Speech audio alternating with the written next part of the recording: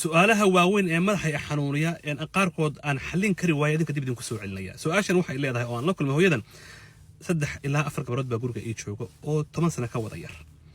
gabdhaha habeenkii markii aan subaxdii soo kaco waxaan arkaa iyagoo lugaha loo kala qabtay biyo ragaadna uu ku daasan yahay xubintooda taranka shaq waxaan ku weydiiyay keyskan asaga ah ma wax ku saabsan baa inuu jin iyo shayaatiin iyo inay noo imaadaan miya waadana ma noo soo diri kartaa in ahna la quraan saar guriga naga inta markay i weydiisay ballan baan qabsanay investigations bilaabay yaa kula degan baan iri waxay tiri ninka ayaa ila degan wax kale guriga yimaada ma jiro adoo maxaa qabataa subaxdii baan ka lahaa habeenka anigoo daalan baan balaq ah ayaan soo dhacaabay tiri oo horaan ka seexdaa su'aalaha aan weydiiyay waxa kamid ahaa ninka adiga aad wada joogtaan waxyaalaha qaar ku hortoo suspicion ma jira wax un ii sheeg maya qof cajiib ah ahayd oo ninkeeda reerkeeda aad u jecel maya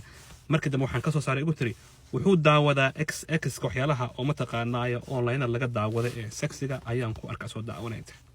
dhowr jeeroon ka sixin waxaan arkay asaga oo sariirta aan kula jeefo korkeeda istimnaa ama biyo isay kale waan arkay inta waan hubaa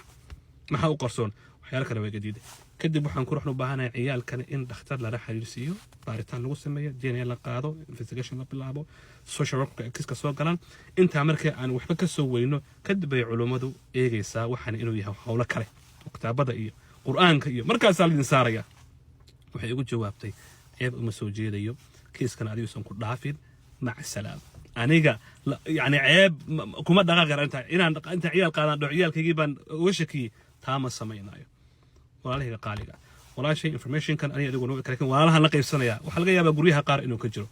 waxaad ogaataan walaalayaal kiisaska noocan oo kala ah ma aha faarax baa xun iyo xaliim baa xun waxyaalaha aad ku orkacsataan qurunka Sri Lanka waxana waa real case waxyaalo dhaca weeyaan insha Allah ta'ala boqolaal case noocaas ay soo mar laakiin qaar kood baan jeclahay inaan idin la qaybsado bal idinku tala uga dhiibataan wad aragtaan maraaxisho meesha ummadeenu ay marayso waa anaga arkaynay gabdho inta la qalay hilibkoodii bacal lagu guray la karkariyay wad arkayseen marka waxaan wax ka daranba bulshadana way ku dhaqaaqaysaa sidee marka oo gaashaaman karnaa dadka ay ku dhacdane sidee ma taqaanaaye talooyin qaar u heli karayaan weeyaan insha Allah ta'ala